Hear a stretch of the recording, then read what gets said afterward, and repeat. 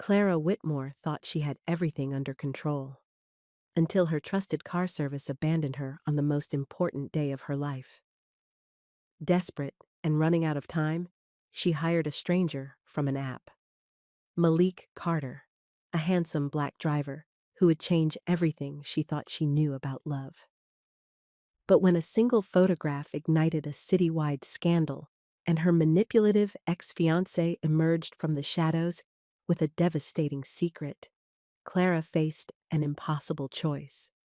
Would she sacrifice the first real love she'd ever known to protect her family's reputation, or risk losing everything?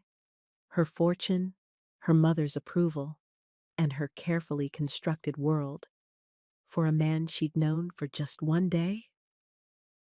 What happened next shocked everyone, including Clara herself, and proved that sometimes the most dangerous thing you can do is follow your heart. If you're watching this incredible love story unfold, hit that subscribe button and tell me where you're from. I love hearing from viewers around the world who believe in fighting for true love. The morning sun painted Clara's penthouse windows gold, but she couldn't see the beauty. Her phone buzzed in her hand for the third time in 10 minutes. Each ring made her stomach twist tighter. Clara Whitmore sat on the edge of her perfectly made bed, staring at her calendar app. Today had to be perfect. Every minute planned. Every detail checked twice. The venue deposit at 9:30. Taylor appointment at noon. Quick stop at her mother's house. Then dinner to honor her father's birthday. The hardest part of all. She'd been awake since 4, going over everything in her head, again and again, like a prayer that might keep the world from falling apart. Her phone rang. Mom's name flashed on the screen. Clara took a breath and answered. "Good morning, Mother." "Clara." Evelyn Whitmore's voice could cut glass. "I trust everything is arranged for today." "Of course." Clara's throat felt tight. "The dinner reservation is confirmed. The flowers are ordered. Everything's perfect." "Good. And you'll look presentable? No drama? No complications?" Clara closed her eyes. Her mother always said complications, like it was a dirty word. "Yes, Mother. No complications." Remember what today means to this family. Your father's memory deserves respect, not gossip. The call ended before Clara could respond. She set the phone down with shaking hands. 3 hours until the first appointment. She could do this. She had to. Clara walked to her bathroom and stared at herself in the mirror. 27 years old. Successful. Beautiful, people said. But this morning, she looked like a little girl playing dress-up in her dead father's world. She splashed cold water on her face and got ready. An hour later, Clara stood in her kitchen wearing a navy blue dress that cost more than most people's cars. She'd put on makeup to hide the dark circles under her eyes. Her blonde hair was pulled back in a neat bun. Perfect. Professional. Empty. Nina Patel hurried through the front door, her arms full of papers. Clara's assistant was the only person who had a key to the penthouse. The only person Clara trusted completely. "Morning," Nina said, dumping the documents on the marble counter. "I have the contracts for the venue and—" "Clara? You look pale." "I'm fine." Nina gave her a look. "You're not fine. You're never fine on his birthday." Clara's phone buzzed. A text message. Her heart sank as she read it. "No," she whispered. "What?" Clara showed Nina the screen. "My car service just canceled. Driver shortage. They're so sorry. Blah, blah, blah." Nina frowned. "What about the backup service?" Clara was already dialing. "Elite Transport," she said when someone answered. "I need a driver for today. All day. Starting in 30 minutes. A pause. "I'm sorry, ma'am. We're completely booked." Clara's chest tightened. She hung up and tried another number, then another. "Booked," she told Nina. All of them. It's like the universe wants me to fail today. Nina watched Clara pace around the kitchen like a caged animal. Okay, deep breath. We'll figure this out. How? Clara's voice cracked. I can't drive myself. Not today. I can barely think straight. What if I have a panic attack at a red light? What if I forget where I'm going? What if... Clara. Nina grabbed her shoulders. Stop. Listen to me. Clara forced herself to breathe. There's an app, Nina said, for independent drivers. Really good ratings. Professional people who work for themselves. An app? Like a taxi? Sort of, but nicer. Background checks, reviews, and you can book someone for the whole day. Clara stared at her. I don't know anything about them. What if they're not appropriate? Appropriate for what? Driving a car? You know what I mean. Nina pulled out her own phone. I'm looking at this guy. 5 stars, over 200 reviews. People say he's professional, prompt, and respectful. His name's Malik Carter. Clara bit her lip. She didn't have a choice. Not unless she wanted to show up everywhere in an Uber, looking like she couldn't manage her own life. Fine, she said. Book him. 20 minutes later, Clara stood on the curb outside her building. The morning air was cool against her skin, but she felt hot and sticky with nerves. Her building's doorman, George, stood a few feet away. He'd been working here for 15 years. He'd known her father. Beautiful morning, Miss Whitmore, George said. Clara nodded, but she couldn't smile. She kept checking her phone. Malik Carter would be here any minute. She'd looked at his profile picture 3 times. Young, black, handsome in a quiet way. 5 stars across the board. But what did she really know about him? Nothing. The street felt like it was watching her. Other buildings, other windows, other people who might see Clara Whitmore standing on the sidewalk, like she couldn't afford her own car. A clean black sedan pulled up. Not fancy, but well kept. The engine sounded smooth. Clara's heart hammered as the driver's door opened. Malik Carter stepped out. Clara's breath caught. He was taller than she'd expected. Broad shoulders in a crisp white shirt. Dark skin that caught the morning light. When he turned toward her, his eyes were kind but serious. Professional. And he was beautiful. Not pretty boy beautiful. Real beautiful. The kind that made you forget what you were supposed to say.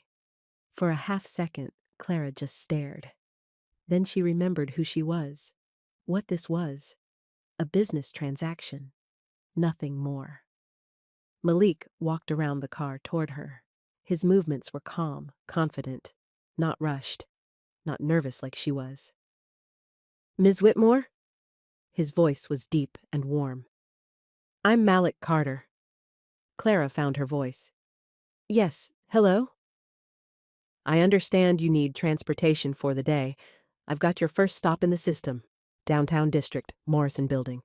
Is that still correct? His tone was polite, but not fake. Not the practiced charm she was used to from people who wanted something from her. Just real. Yes, she said. That's right, but there will be several stops. All day. I sent the list to the app. I got it. Venue appointment, Taylor, a private residence, then dinner. I'll make sure you're on time for everything.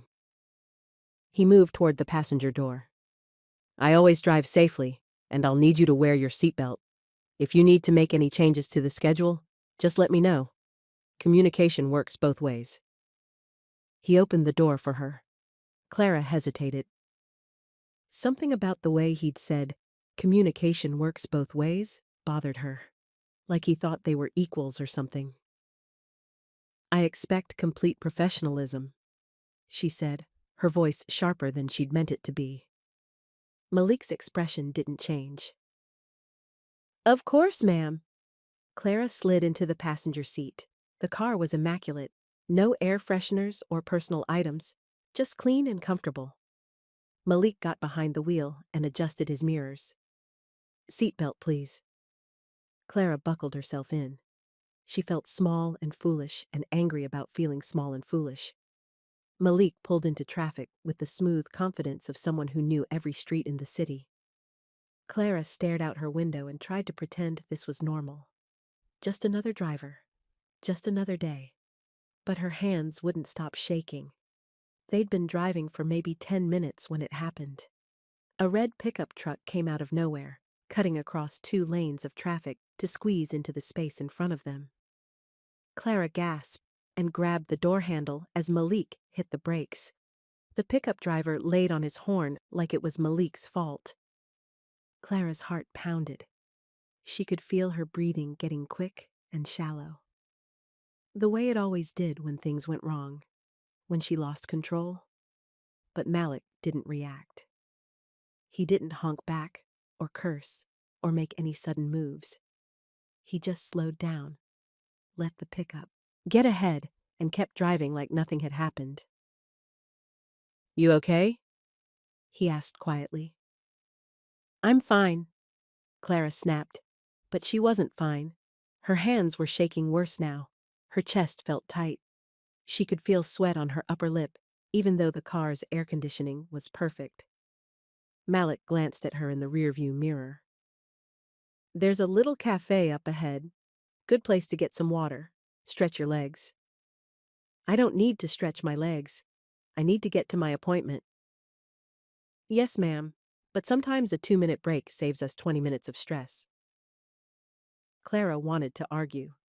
She wanted to tell him she didn't have time for breaks. She had a schedule. She had responsibilities. But her hands were still shaking. "Fine," she said. 2 minutes. The cafe was tiny, just a window in the wall of a bookstore, with 2 little tables outside. Malik parked at the curb and got out. Clara watched him walk to the window and order something. He moved like he belonged everywhere he went. When he came back, he had a bottle of water, cold, with drops of condensation on the plastic. "Here," he said, handing it to her through the open car door. "On the house." Clara took the bottle. Her fingers brushed his for just a second. His skin was warm and rough, like he worked with his hands. "Thank you," she whispered. She drank half the bottle in 3 swallows. The cold water helped. The shaking in her hands started to slow down.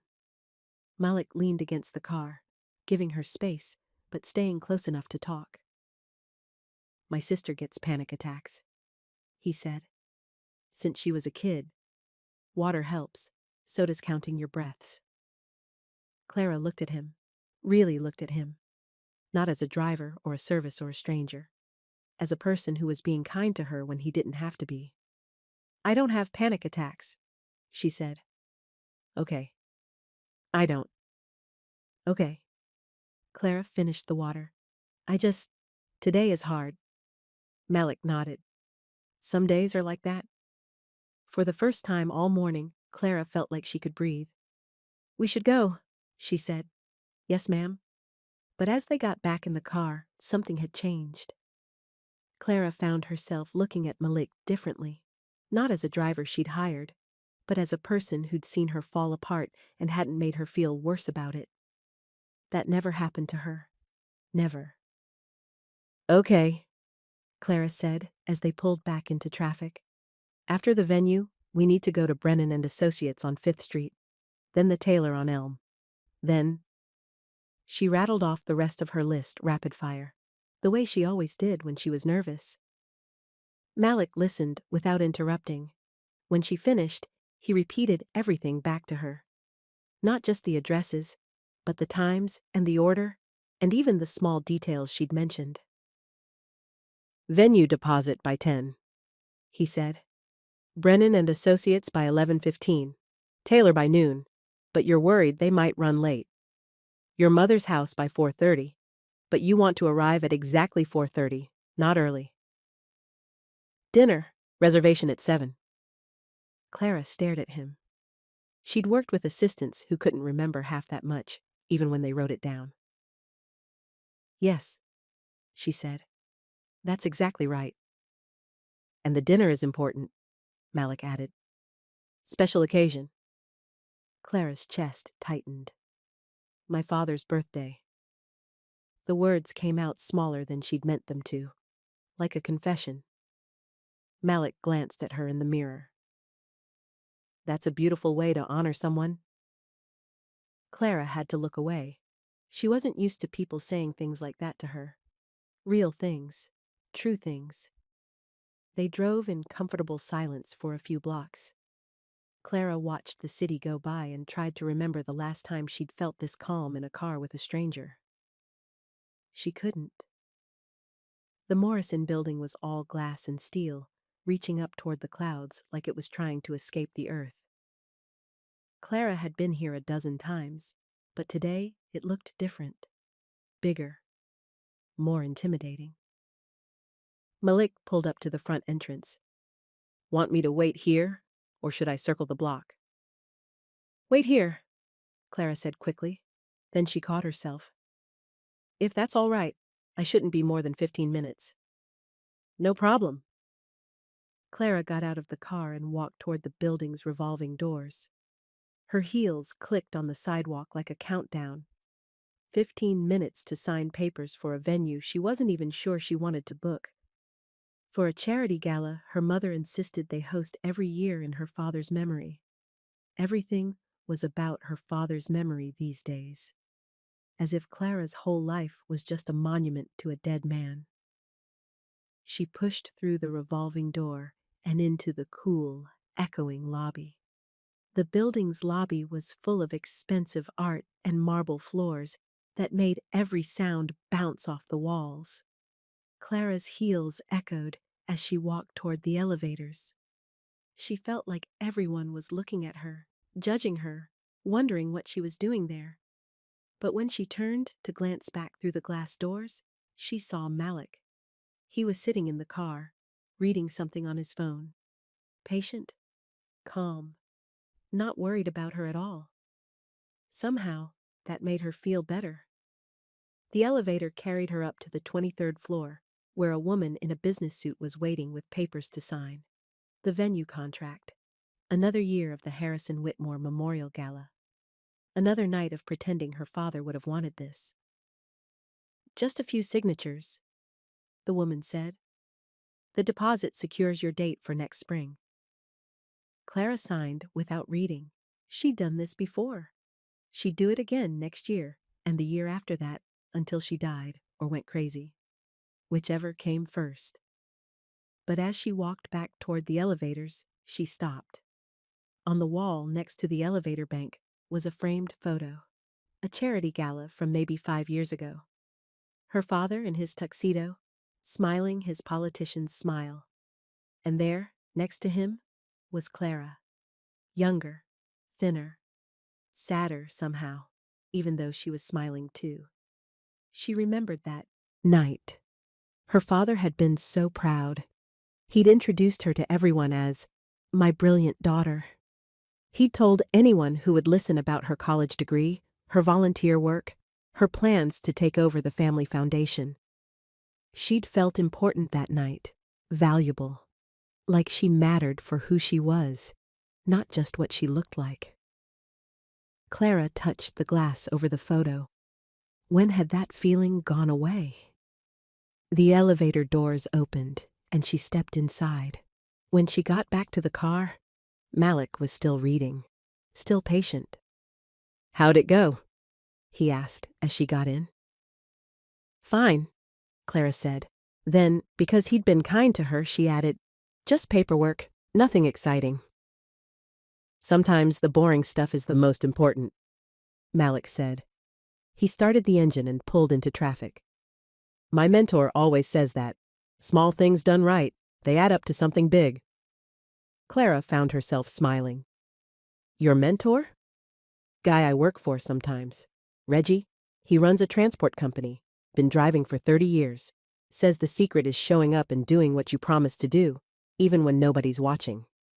That sounds like good advice. Yeah, he's a good man. Malik glanced at her in the mirror. Where to next? Clara looked at her phone. Brennan and Associates, but, she hesitated. Would you mind staying for the whole day? I know I only booked you until 5, but I could pay extra. For the evening, too? Malik was quiet for a moment. That's fine, he said finally. But I need to be clear about something. My rate is my rate, and my hours are my hours. I don't do personal errands that cross lines. This stays professional. Clara felt her cheeks burn. Of course, I didn't mean. I'm not saying you did. I'm just saying. The rejection stung, even though Clara knew it shouldn't. She was used to people wanting to please her, wanting to make exceptions for her. Malik's boundaries felt like a wall she couldn't climb. But maybe that was good. Maybe she needed someone who wouldn't let her get too close. Understood, she said stiffly. Good, Malik said, and then, more gently, I appreciate the extra work, Ms. Whitmore. Thank you. Clara nodded and looked out the window. The city blurred past in a stream of cars and buildings and people living their lives. Normal people with normal problems. She envied them.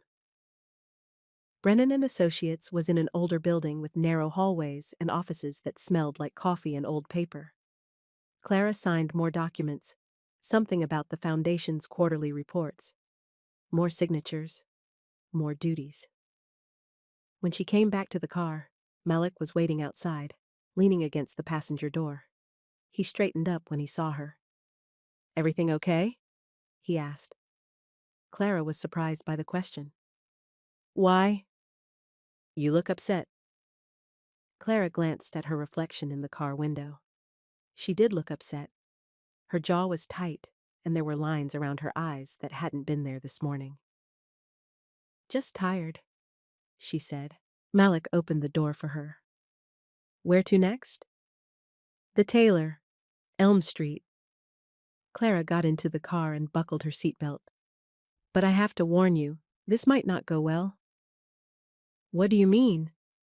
Clara sighed. I'm getting a dress altered. For tonight, the woman who runs the shop, she has opinions about my personal life.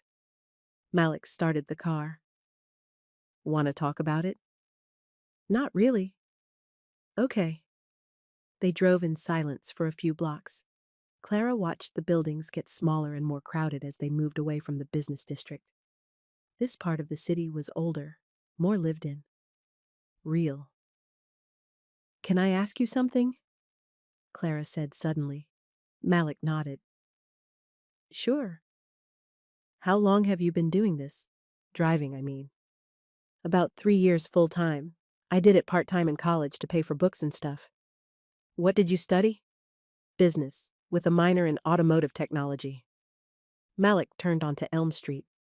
I like cars. I like people. Seemed like a good combination.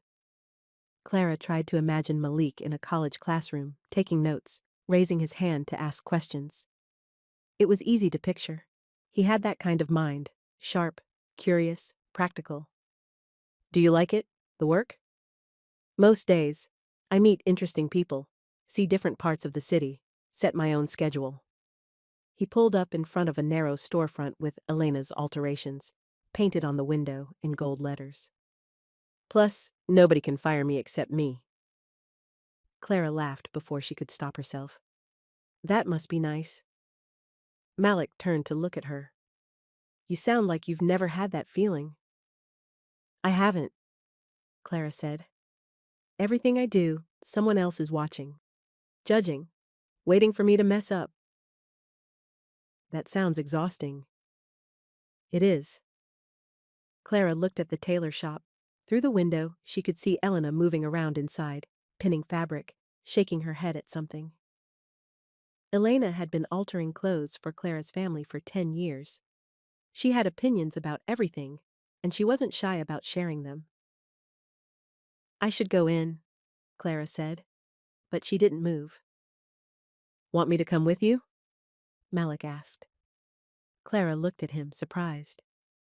Why would you do that? Sometimes it helps to have backup, even if they don't say anything. Clara thought about it. Elena would definitely have things to say about Clara bringing a man to her appointment. But maybe that would be better than facing Elena's judgment alone. Okay, Clara said. But just don't feel like you have to defend me or anything. I won't, Malik said. Unless you need me to. They got out of the car and walked toward the shop together. Malik stayed a step behind Clara, respectful but present, like he knew exactly how much space to take up. Clara pushed open the door, and a little bell chimed. Elena looked up from her sewing machine and smiled. Clara, right on time. Your dress is ready for the final fitting. Then Elena noticed Malik. Her smile got smaller, more curious. This is Malik, Clara said quickly. He's driving me today. Elena nodded politely, but Clara could see the wheels turning in the older woman's head. Elena had been altering clothes for rich families long enough to know the difference between a chauffeur and something else. The dress is in the back room, Elena said. Same as always. Clara disappeared into the fitting room, leaving Malik alone with Elena. Through the thin walls, she could hear them talking quietly. Elena's voice, asking questions. Malik's voice, giving short, polite answers. Clara stepped into the dress, a simple black cocktail dress that cost more than most people's rent. It fit perfectly, of course. Elena never made mistakes. But as Clara looked at herself in the mirror, she felt wrong. The dress was beautiful, but it wasn't her. It was the version of her that existed for other people. The version that looked perfect and said the right things and never caused trouble. She came out of the fitting room and Elena started fussing with the hem. Perfect, Elena said. But Clara, are you eating enough? You look thin. I'm fine. And you're pale. Are you sleeping? Elena, I'm just saying, a woman your age should have more color in her cheeks. Elena glanced at Malik. Maybe you need to get out more. Have some fun. Clara's cheeks burned. The dress is fine, thank you. But as Elena wrapped the dress in tissue paper, she kept talking. You know, I altered a dress for Jennifer Morrison last week. She just got engaged to that nice boy from the law firm. Beautiful couple. So happy. Clara's jaw tightened. She knew what Elena was doing. Everyone in the city knew about Clara's broken engagement to Grant. Everyone had opinions about it. That's nice for Jennifer, Clara said evenly. She's younger than you, of course, but it's never too late to find someone. Elena handed Clara the dress box. Someone appropriate. The word appropriate hung in the air like a challenge. Clara looked at Malik, who was studying the hem of a wedding dress hanging on the wall like it was the most fascinating thing he'd ever seen. Thank you, Elena, Clara said. I need to go. Of course. Give my regards to your mother. Clara paid and left quickly, with Malik following behind her. When they got back to the car, Clara felt like she'd been holding her breath for 20 minutes. Well, Malik said as he started the engine. She's direct. She thinks she's helping, Clara said. She thinks I need to find a husband before I get too old and embarrassing. What do you think? Clara looked at him. I think it's none of her business. Good answer. They drove in comfortable silence for a few blocks. Clara felt drained, like Elena had sucked all the energy out of her. But she also felt lighter, somehow. Like saying, it's none of her business, out loud, had loosened something inside her chest. Can I ask you something? Clara said. Sure. When Elena said appropriate, what did you think she meant? Malik was quiet for a long moment. I think she meant someone who looks like you, he said finally. Someone from your world. And what do you think about that? I think the world would be a pretty boring place if everybody looked the same. Clara smiled. It was the first real smile she'd had all day. "Where to next?" Malik asked. Clara checked her phone. "My mother's house. But Malik?" "Yeah? Thank you for coming in with me. You didn't have to do that." "Sure I did," Malik said. "Nobody should have to face the judgment squad alone." Clara laughed. "The judgment squad?" "That's what my sister calls people like that. People who think they know what's best for everyone else." "Your sister sounds smart." "She is. Smarter than me, anyway." Clara looked out the window as they drove toward her mother's neighborhood. The houses got bigger and the yards got greener. Perfect lawns, perfect hedges, perfect lives that looked good from the outside.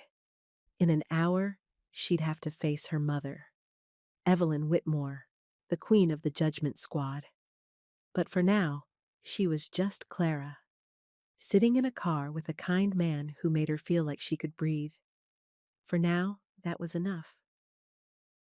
As they drove through the winding streets of Clara's childhood neighborhood, her phone buzzed.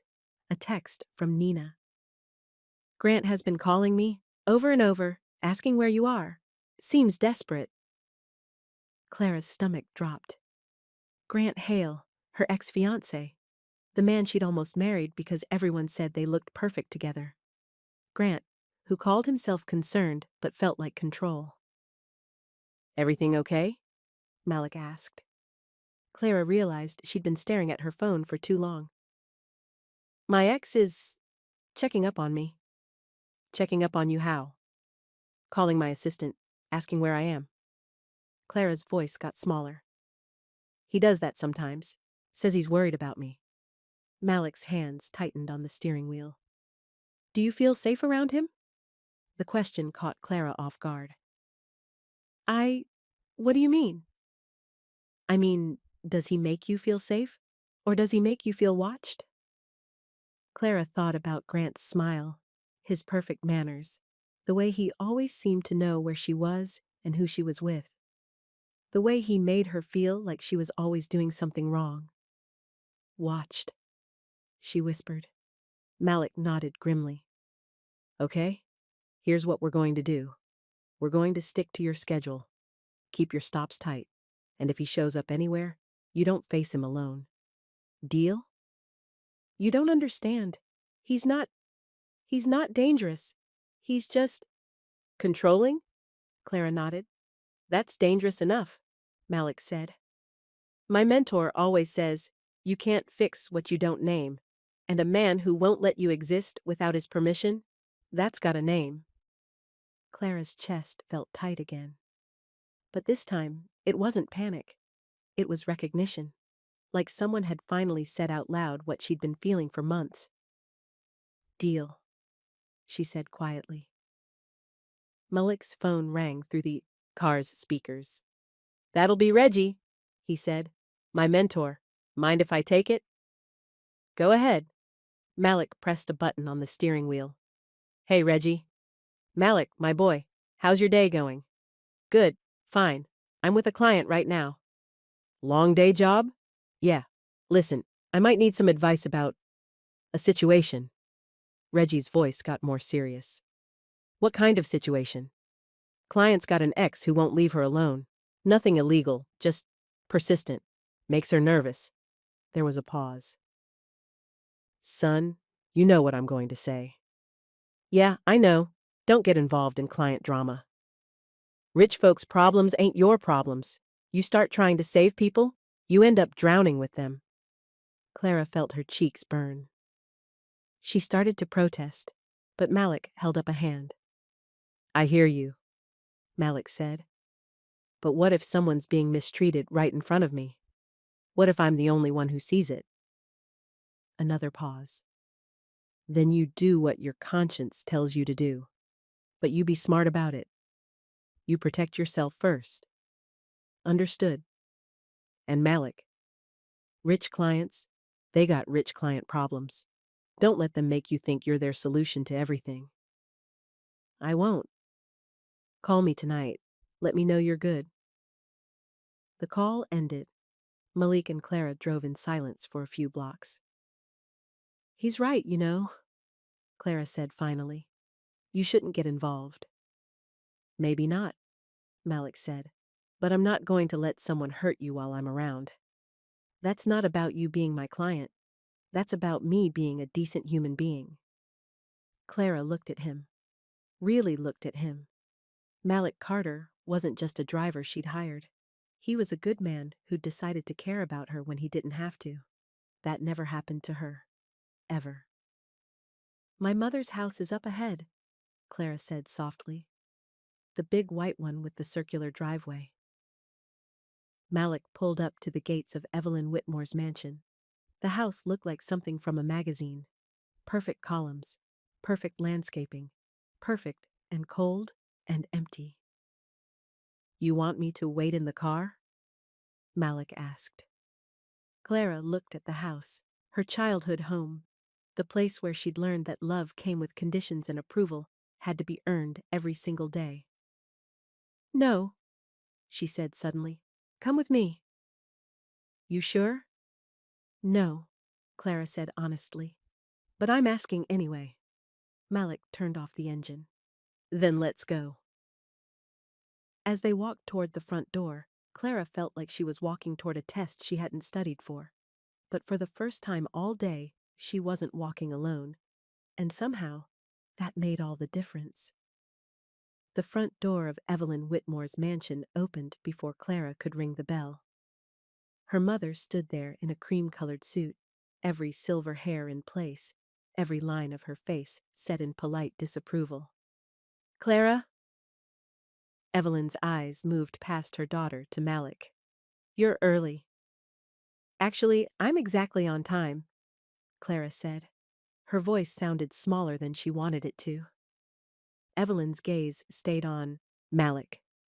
And you brought company. Clara felt her cheeks burn. This is Malik Carter. He's been driving me today. How nice. Evelyn's smile was sharp as glass. I'm sure he can wait in the car. Actually, Clara said, surprising herself, I asked him to come in, just for a moment. The silence stretched between them like a wire about to snap. Clara could feel Malik standing behind her, calm and steady, but she knew this was uncomfortable for him. She was making it uncomfortable. Of course, Evelyn said finally. Please, come in. The inside of the house was exactly as Clara remembered. White marble floors, crystal chandeliers, fresh flowers that someone replaced twice a week. Everything beautiful and cold and perfect.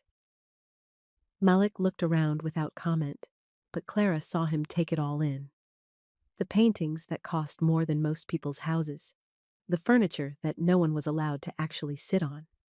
The family photos where everyone was smiling, but no one looked happy. Would you like something to drink? Evelyn asked. She was looking at Malik like he was a puzzle she couldn't solve. No, thank you, ma'am, Malik said. I appreciate the offer. Evelyn nodded.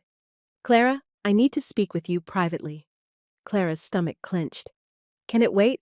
We have dinner reservations at 7, and I still need to get ready. It cannot wait. Clara looked at Malik. Would you mind? I'll wait in the living room, he said. Take your time. Evelyn led Clara down the hall to her father's old study. The room still smelled like his cologne, even 3 years after his death. His books lined the walls. His desk sat in the same spot, covered with the same papers he'd been reading the night he had his heart attack. Clara hated this room. Sit, Evelyn said. Clara remained standing. What's this about, Mother? What do you think it's about? Evelyn gestured toward the living room where Malik waited. Clara, what are you doing? I'm hiring a driver, like I do every week. Don't be smart with me. That man is not like your usual drivers. Clara's jaw tightened. What's that supposed to mean? You know exactly what it means. He's handsome, young, and you invited him into my home like he's a guest instead of an employee? He is a guest. I invited him. Evelyn's eyes flashed. Clara, I understand you're still upset about Grant. I understand you want to make some kind of statement, but this is not the way. This isn't about Grant, isn't it? You break up with a perfectly suitable man, and now you're parading around town with someone who, who what, Mother? Say it. Evelyn's mouth pressed into a thin line. Someone who doesn't understand our world. Someone who could never fit into our life. Clara felt something cold and hard settle in her chest. You don't know anything about him. I know enough. I know what people will say if they see you two together. I know what the papers will write. I know what this could do to our family's reputation. Our reputation! Clara laughed, but there was no humor in it. God forbid people think I'm human. Clara! No. Clara's voice got stronger. I'm tired, Mother. I'm so tired of living my whole life for what other people might think. Dad's been dead for 3 years. When do I get to live for myself? Evelyn's face went pale. Your father built something important. Our family means something in this city. People look up to us. People look at us like we're animals in a zoo. That's the price of privilege, Clara. That's what it means to matter. Clara stared at her mother. What if I don't want to matter that way anymore? The question hung between them like a bridge Clara was afraid to cross. She'd never said it out loud before, never even let herself think it clearly. But it was true. She was tired of being a symbol instead of a person. Tired of being perfect instead of real. You don't mean that, Evelyn said softly. I think I do. Evelyn walked to the window overlooking the garden. Your father loved you very much, Clara. More than anything in this world. I know. He wanted you to have everything. Security, respect, a life that mattered. I know that too. Then don't throw it away for a man you met this morning. Clara's heart stopped. How did you... Evelyn turned from the window. I made some calls after you left your apartment. I know you hired him through an app. I know you'd never met him before today. The betrayal hit Clara like a slap. You checked up on me? I protect you. That's what mothers do. You spy on me. That's what wardens do. Evelyn's face hardened. I will not apologize for caring about your welfare, or for caring about our family's good name. Clara walked toward the door. I have dinner reservations. Clara, wait. Clara stopped, but didn't turn around. I like him, Evelyn said quietly. He seems steady, respectful, but that doesn't matter. You know it doesn't matter. It should matter. But it doesn't, and pretending otherwise won't change anything except hurt you both. Clara left without another word. Malik was standing by the living room window when Clara found him. He was looking out at the garden, his hands clasped behind his back. He looked comfortable in the expensive room, but not impressed by it. Ready to go? Clara asked. Malik turned. One look at her face, and his expression grew concerned. You okay? I'm fine. Let's go. They walked toward the front door in silence. As they reached it, Evelyn appeared in the hallway. Mr. Carter? She said. Malik stopped and turned. Yes, ma'am? Thank you for taking care of my daughter today. It's been my pleasure, ma'am. Evelyn nodded. Drive safely. It was a dismissal and a warning wrapped in politeness. Malik understood both. Yes, ma'am. They drove away from the house in silence. Clara stared out the passenger window, watching the perfect neighborhood slide past. Perfect houses full of perfectly miserable people. Want to talk about it? Malik asked after a few minutes. Not really. Okay. More silence. Clara felt like she was carrying a weight in her chest that kept getting heavier. She thinks I'm making a mistake. Clara said suddenly. Being seen with you. Malik's hands tightened on the steering wheel. What do you think? I think... Clara's voice caught. I think I'm tired of caring what she thinks. Malik pulled over into a small parking lot next to a coffee shop. He turned off the engine and faced her. Clara, I need to ask you something, and I need you to be honest with me. Clara's heart started beating faster. Okay. What is this? Today, I mean? What's happening here? Clara looked at him. Really looked at him.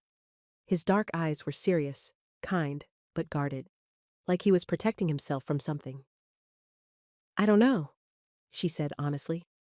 Because I like you. I like you more than I should for someone I just met. But I won't be your rebellion, Clara. I won't be the thing you do to make your mother angry or your ex jealous. Clara's throat tightened. Is that what you think this is? I think you're hurting. And I think sometimes people do things when they're hurting that they wouldn't do otherwise. Clara felt tears prick her eyes. You're right. I am hurting. I've been hurting for a long time. But this isn't about that. Then what is it about? Clara thought about the question, about the way she'd felt when Malik steadied her after the near accident, the way he'd bought her water without making a big deal about it, the way he'd stood beside her in the tailor shop and made her feel less alone. It's about feeling like myself for the first time in years, she said. It's about talking to someone who sees me instead of just seeing what I represent. Malik studied her face. And what happens tomorrow, when this day is over and you go back to your real life? I don't know. That's not good enough, Clara. Not for me. The honesty in his voice cut right through her.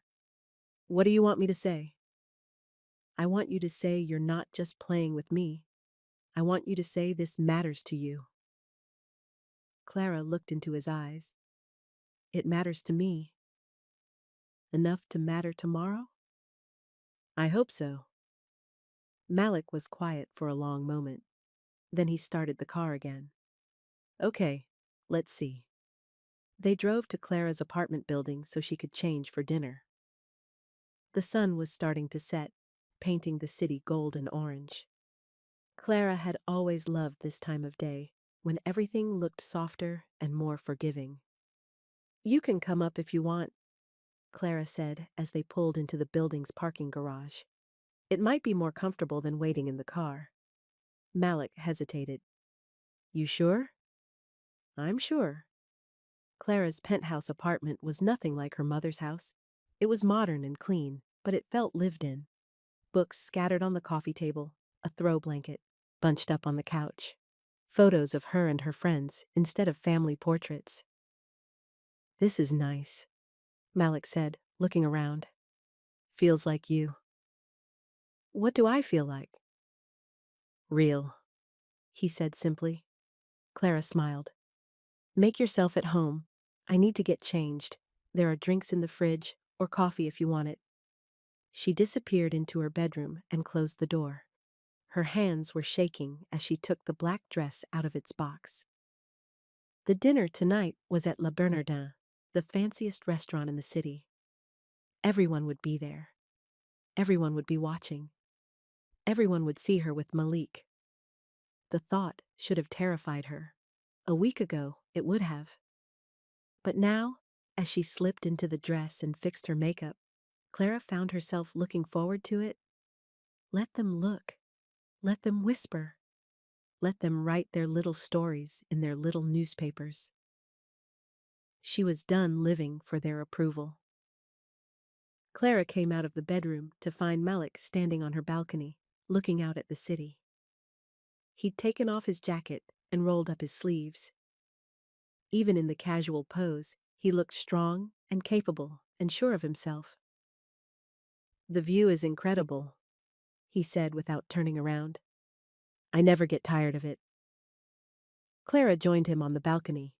The city spread out below them like a carpet of lights. Sometimes I stand out here and pretend I'm the only person in the world. Sounds lonely. Sometimes lonely is easier than complicated. Malik turned to look at her. You look beautiful. Clara felt her cheeks warm. Thank you.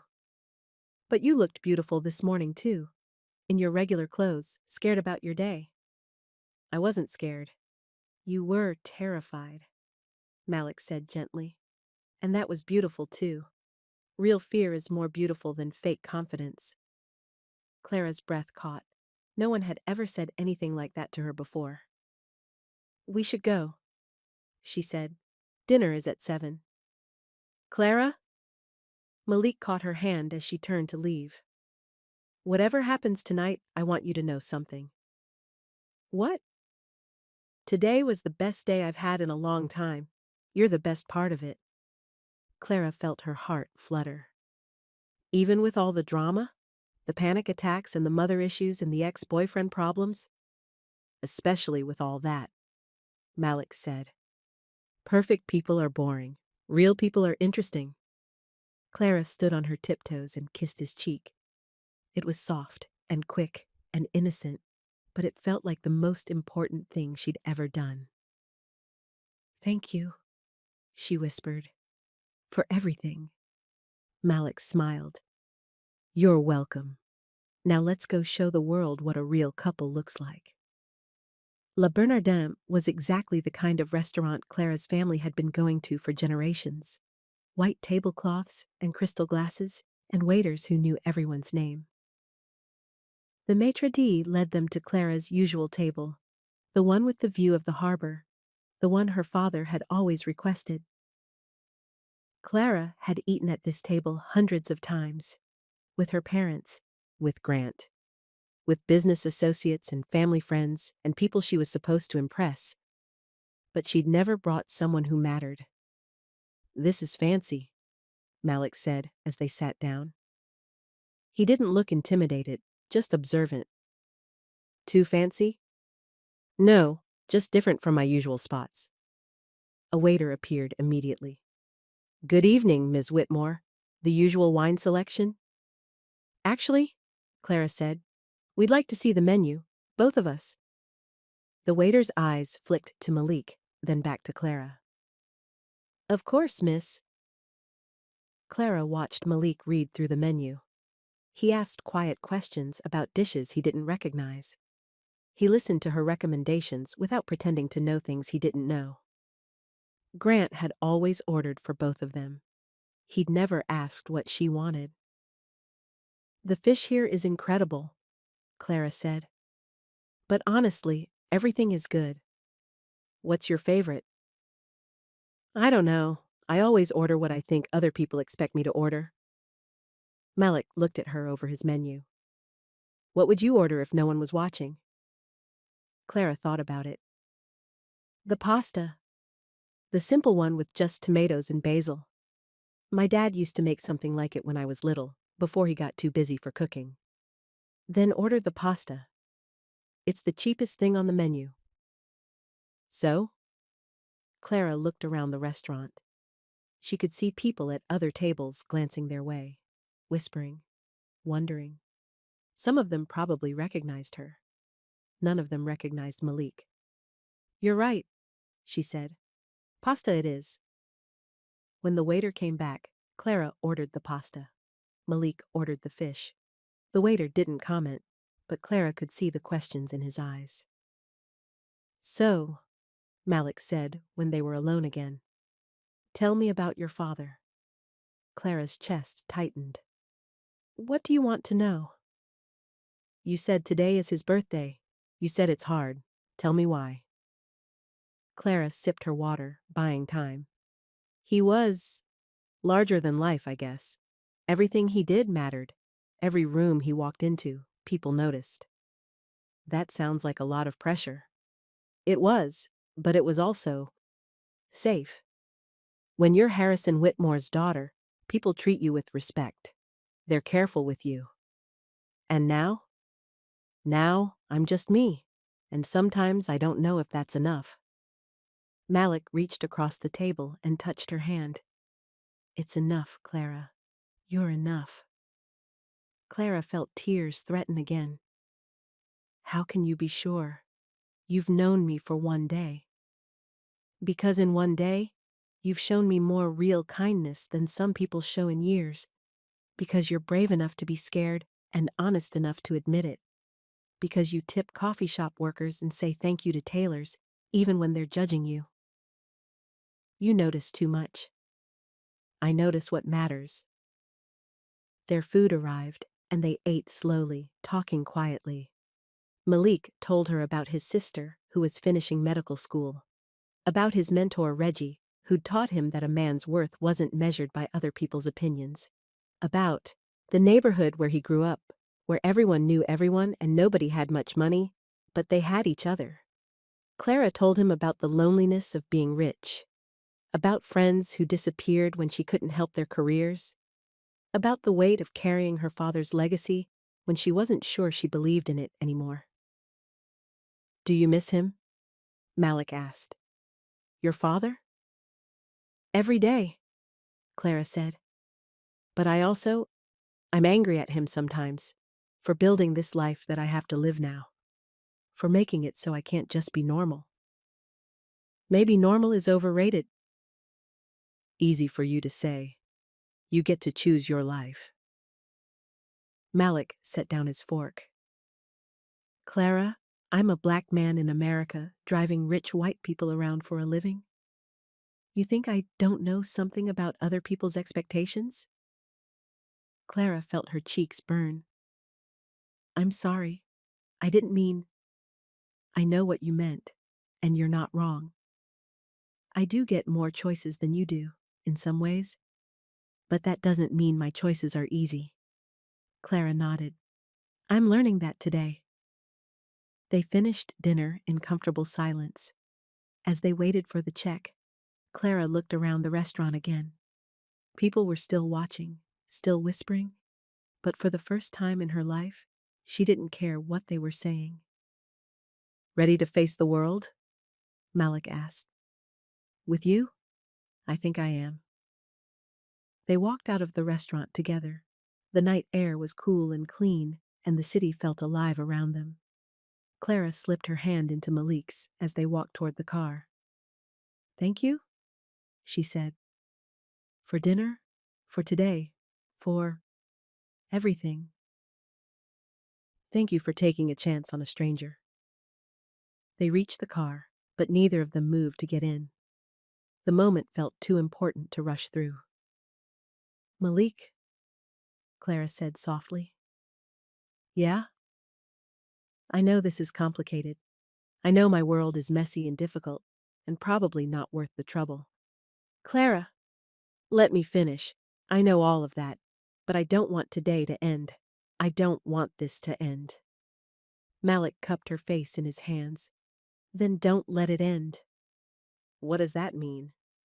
It means you decide what matters to you. It means you choose what kind of life you want to live. It means you stop asking permission to be happy. Clara stood on her tiptoes and kissed him. Really kissed him this time. Slow and soft and real. When they broke apart, she was breathless. I choose you, she whispered. I don't know what that looks like or how it works, but I choose you. Malik smiled. I choose you too. As they got in the car, Clara's phone buzzed with a text. Then another. Then another. What is it? Malik asked. Clara looked at her phone. Her heart sank. Nina, she said. Someone took pictures of us at dinner. They're already online. Malik's jaw tightened. What kind of pictures? Clara scrolled through the messages. Us holding hands. Us kissing. There's a gossip blog. They're calling it Clara Whitmore's Mystery Man. How do you feel about that? Clara thought about it. A week ago, the idea of being in a gossip blog would have sent her into a panic. But now, looking at the photos of her and Malik together, she felt something different. Pride. She felt proud to be seen with him. I feel like I don't care, she said. Is that crazy? No, Malik said. That's free. Clara smiled. Free, I like that. As they drove through the city toward Clara's apartment, Clara felt something she hadn't felt in years. Hope. Real hope, not the fake kind that came with other people's plans for her life. She was falling in love with Malik Carter. She was pretty sure he was falling in love with her too. And for the first time in her life, that felt like enough. But as they pulled into the garage of Clara's building, both of their phones started buzzing at the same time. Clara looked at her screen. Missed calls from her mother, from Nina, from numbers she didn't recognize. Malik looked at his phone. Tanya, he said. My sister. She never calls this late unless something's wrong. Answer it, Clara said. Malik put the phone on speaker. Tanya, what's going on? Malik, where are you? His sister's voice was tight with worry. I'm working. Why? Someone posted your picture online, you and some white girl. People are saying... They're saying terrible things, Malik. Clara's stomach dropped. What kind of things? Malik asked quietly. That you're a gold digger, that you're using her. Someone found out your name, and now they're posting comments about what they think you're really after. Malik closed his eyes. How did they find out my name? I don't know, but Malik, some of these comments are really bad, really ugly. You need to be careful. Clara grabbed Malik's arm. I'm so sorry, this is my fault. It's not your fault, Malik said, but his voice sounded different now. Tired, guarded. Malik, Tanya continued, maybe you should stay away from this girl for a while, just until things cool down. Clara felt something break inside her chest. Tanya, this is Clara. I'm here. The line went quiet for a moment. Oh, Tanya said finally. Hi. Hi. And I want you to know that your brother is a good man, the best man I've ever met. These people online, they don't know him. They don't know us. But they're going to keep talking, Tanya said. They're going to keep digging. And Malik, honey, you can't fight the internet. Clara looked at Malik. His face was closed off now, distant, like he was already pulling away from her. We'll figure it out, Clara said. We'll make them stop. Clara, Malik said quietly, maybe we should call it a night. What? No, Malik, this is just gossip. It'll blow over. Will it? Or will it get worse when they find out more about me? When they find out where I live, where I work, who my family is? Clara's heart was pounding. We can handle this together. Can we? Because from where I'm sitting, it looks like I'm the one with everything to lose. The words hit Clara like a slap. That's not fair. Isn't it? You're Clara Whitmore. You're untouchable. I'm just some guy who drives people around. Who do you think they're going to blame for this? Malik? Tanya said softly through the phone. Come home, please. Malik ended the call. He sat in the driver's seat for a long moment, staring ahead at nothing. This is what I was afraid of, he said finally. What? This. People making assumptions. People making me into something I'm not. People looking at us and seeing a story instead of just us. Clara felt tears burning behind her eyes. So what are you saying? Malik turned to look at her. I'm saying maybe we move too fast. Maybe we should slow down. You want to stop seeing me? I want to protect myself, and you, and my family. Clara's chest felt tight. By running away. By being smart. They sat in silence for a moment. Clara could hear her heart beating in her ears. So that's it, she said finally. One bad day online, and you give up? Clara. No. You said I had to choose what mattered to me. You said I had to decide what kind of life I wanted to live. Well, I choose you. I choose this. Even if it's messy, even if it's hard. Malik's face softened, but he didn't change his mind. I can't be your project, Clara. I can't be the thing you fight the world to keep. You're not a project. You're the person I'm falling in love with. The words hung between them like a bridge neither of them knew how to cross. I need time, Malik said quietly. I need to think about this. Clara nodded, even though it felt like her heart was breaking. Okay, how much time? I don't know. Clara got out of the car slowly. Every movement felt like it took enormous effort. Malik? She said through the open car door. Yeah? Today was the best day I've had in years. Whatever happens next, that was real. Malik's eyes were sad but kind. For me too. Clara watched him drive away until his taillights disappeared into the city traffic. Then she stood alone in the parking garage, wearing her beautiful dress, feeling like Cinderella after midnight. But she wasn't giving up. Not yet. Because for the first time in her life, she'd found something worth fighting for. The question was, would it be worth fighting for him? Clara didn't sleep that night. She lay in her bed staring at the ceiling, replaying every moment of the day, every word, every look, every touch. Her phone sat on the nightstand, silent now. The flood of notifications had finally stopped around 3 a.m. But the damage was done. She'd looked at the comments before Nina could stop her. The ugly words burned in her memory like brands. Words about Malik that made her sick. Words about her that made her angry. Words about them together that made her want to scream. But underneath the anger was something else. Fear. Not fear of what people were saying about her. She'd been dealing with gossip her whole life. Fear that Malik would decide she wasn't worth the trouble. Fear that he might be right.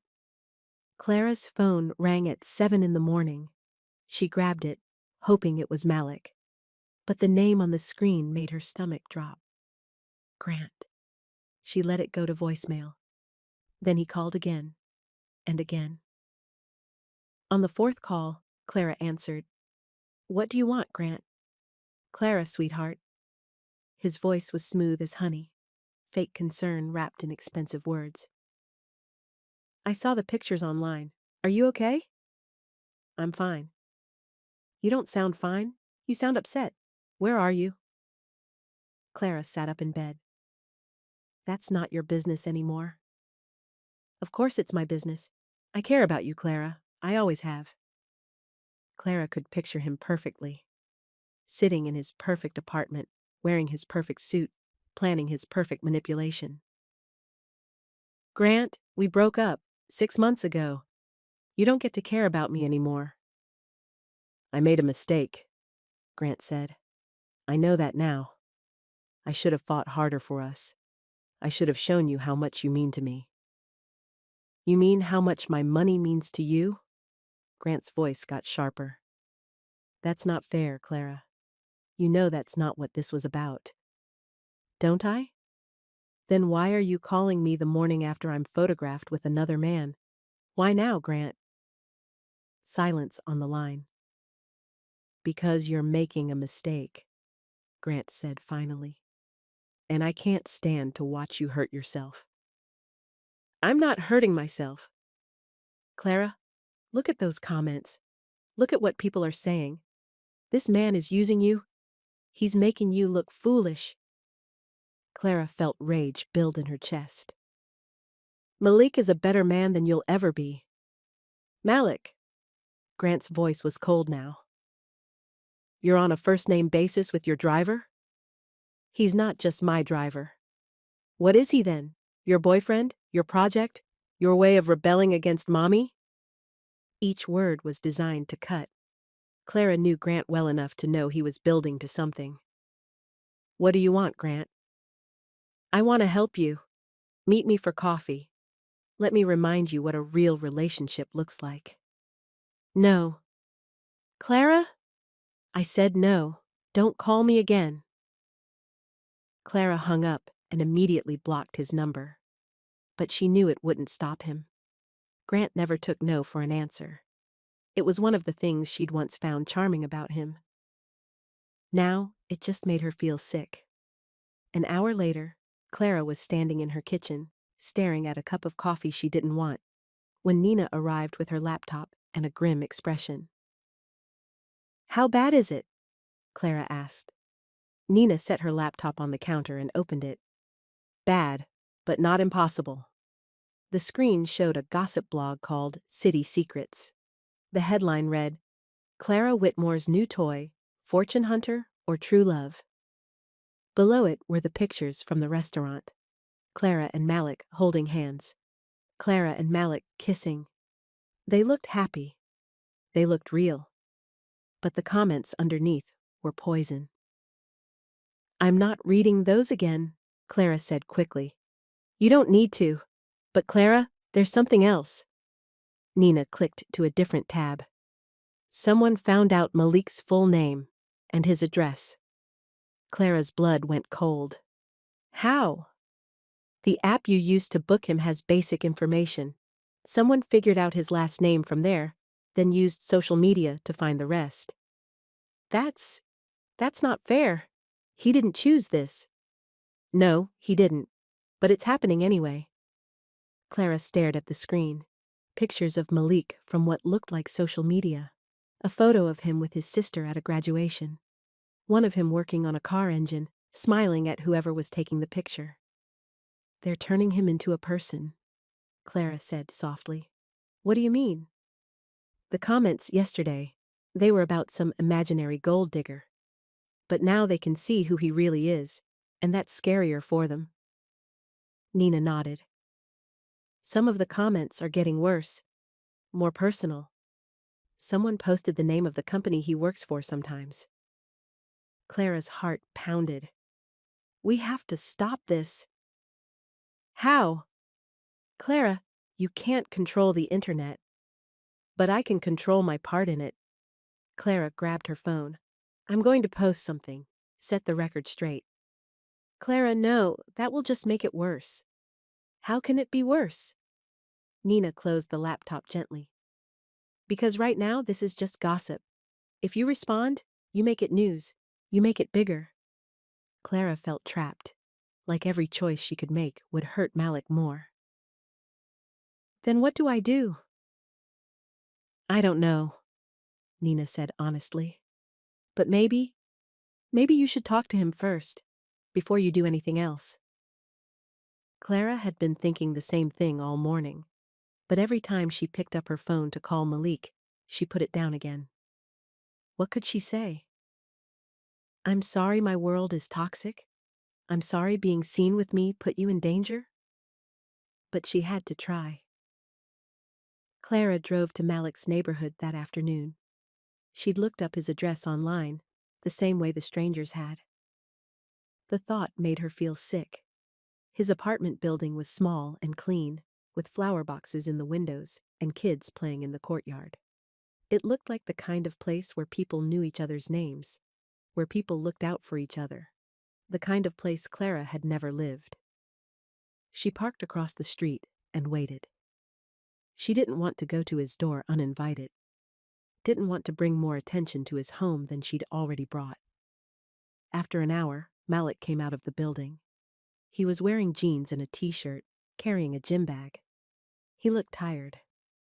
Clara got out of her car and walked toward him. When he saw her, his face went carefully blank. "Clara?" "Hi." Clara felt suddenly shy. Yesterday, they'd been holding hands. Today, he felt like a stranger. "I wanted to talk to you." "I figured." They stood there for a moment, not sure what to say. Other people were coming and going from the building. A few of them looked at Clara curiously. "Can we—" Clara gestured toward her car. "Can we go somewhere private?" Malik hesitated. "I don't think that's a good idea." "Please, Malik, 5 minutes." He looked around the courtyard, then nodded. There's a park 2 blocks over. I'll meet you there. The park was small and quiet, with a playground and a few benches under old oak trees. Clara sat on a bench and waited. When Malik arrived, he sat on the other end, leaving space between them. I saw the blog, he said. I'm sorry. Are you? Because from where I sit, this is exactly what rich people do. You get bored, you find a toy, you play with it until it breaks. Clara felt like he'd slapped her. That's not what this is. Isn't it? You hired me for one day, Clara. One day. And now my face is all over the internet. People are calling my sister's workplace asking questions, and my mentor thinks I'm an idiot for getting involved with a client. I never meant for any of this to happen. But you knew it could happen, and you decided it was worth the risk. Clara stared at him. Are you saying it wasn't worth the risk? Malik was quiet for a long moment. I'm saying I get to decide what risks I take with my own life. And this feels like you decided for both of us. So what do you want me to do? Pretend yesterday didn't happen? Pretend I don't care about you? I want you to think about what caring about me actually means. Because if you care about me, you won't put me in a position where strangers are posting my address online. Clara felt tears prick her eyes. I can't take that back. No, you can't. They sat in silence.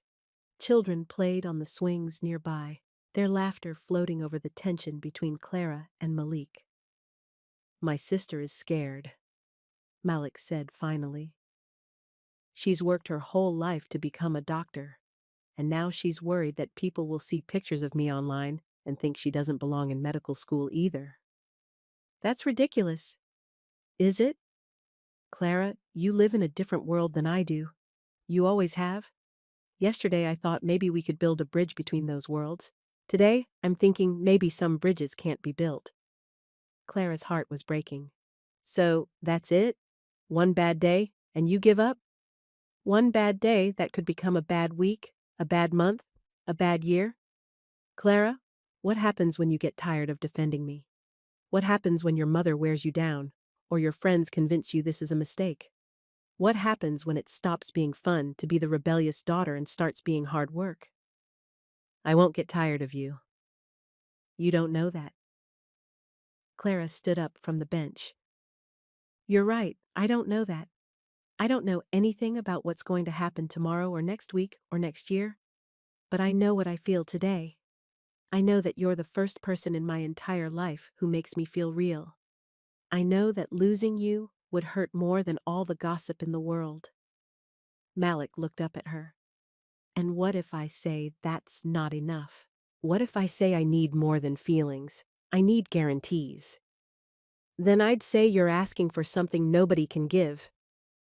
Maybe I am. Clara felt her last bit of hope slip away. Malik, please, don't let them win.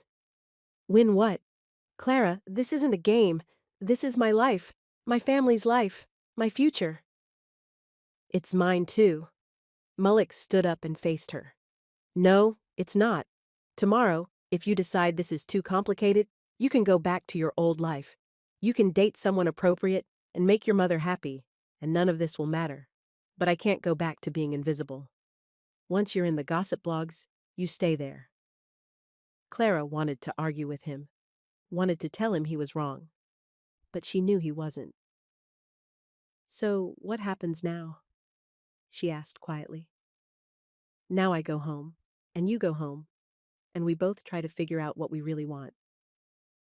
I already know what I want.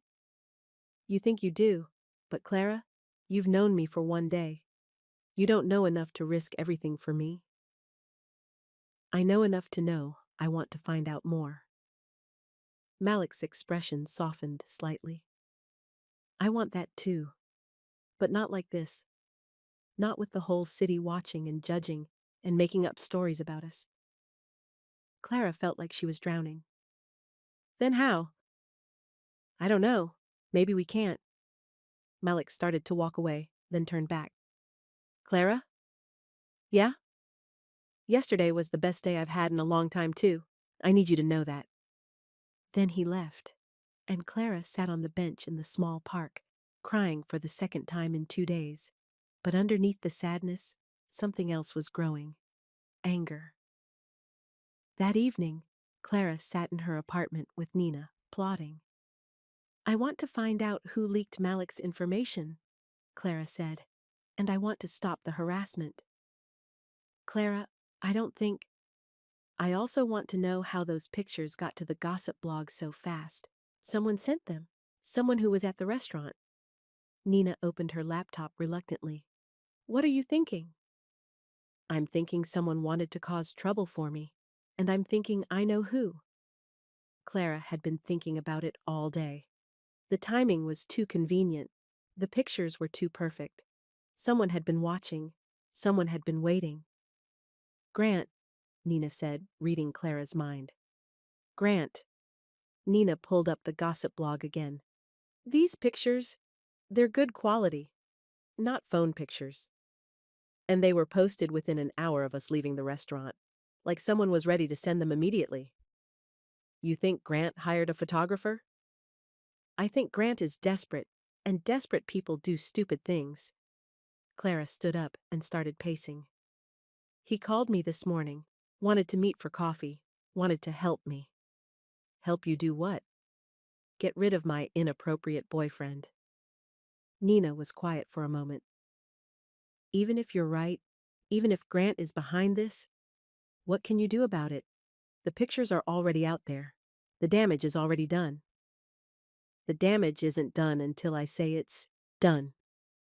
Clara picked up her phone and scrolled through her contacts until she found the number she was looking for. Who are you calling? Someone who owes me a favor. The phone rang twice before a familiar voice answered. Clara Whitmore, I was wondering when you'd call. Hello, Marcus. I need your help. Marcus Webb was an investigative journalist who'd been trying to get an interview with Clara for 3 years. He was good at his job, and he had connections everywhere. Let me guess, Marcus said. This is about the pictures of you and the mysterious driver. His name is Malik Carter, and yes. What do you want to know? I want to know who sent those pictures to City Secrets, and I want to know how they got Malik's personal information so fast. That'll cost you. Name your price. An exclusive, 1-hour interview, your side of the story. Clara hesitated. Talking to reporters was dangerous, but staying silent was worse. Deal, but I have conditions. I'm listening. You protect Malik's privacy. You don't dig into his background or his family. This isn't about him. It's about me. Understood? Anything else? Find out the truth, all of it. Give me 24 hours. The call ended, and Clara felt like she was finally doing something instead of just letting things happen to her. You sure about this? Nina asked. No, but I'm sure about doing nothing. Clara walked to her balcony and looked out at the city. Somewhere out there, Malik was probably having dinner with his sister, trying to convince her that this would all blow over. Somewhere out there, Grant was probably planning his next move. Somewhere out there, her mother was probably on the phone with her friends, doing damage control. Everyone was reacting to what had happened, but Clara was done reacting. It was time to act. The next morning, Clara woke up to 17 missed calls from her mother. She ignored them and called Marcus instead. I've got news, he said without preamble. Good news or bad news? Depends on your perspective. The pictures came from a private investigator named Jake Morrison. He was hired 3 days ago to follow you around and document your activities. Clara's stomach clenched. Hired by who? Grant Hale, your ex-fiancé. Even though Clara had suspected it, hearing it confirmed made her feel sick. What about Malik's personal information? How did they get that so fast? Morrison again. He pulled the basic info from the driver app, then used a data broker to fill in the details. Address, family members, work history. It's all legal, but it's sleazy as hell. Can we prove it? I've got receipts. Morrison kept detailed records of what Grant asked for and what he delivered. Clara felt a cold rage settle in her chest. I want copies of everything. I figured you might. Check your email. Clara hung up and opened her laptop. The emails from Marcus were full of screenshots and documents. Photos of her walking to her car. Photos of her meeting Malik. Photos of them at the restaurant, kissing. All of it ordered and paid for by Grant. But the worst part was the timeline. Grant had hired the investigator 3 days before Clara's car service canceled. 3 days before she needed to hire Malik. Had Grant somehow arranged for her regular service to cancel? Had he planned all of this? Clara felt sick, but she also felt something else. Power, because now she had proof. Clara called Grant from her car as she drove across the city. He answered on the second ring. Clara, darling, I was hoping you'd call. I'm sure you were. Are you free for lunch? For you? Always. Where would you like to meet? The lobby of the Marriott downtown. In an hour. Perfect. I can't wait to see you. Clara hung up and kept driving. The Marriott lobby was public, neutral, and had security cameras.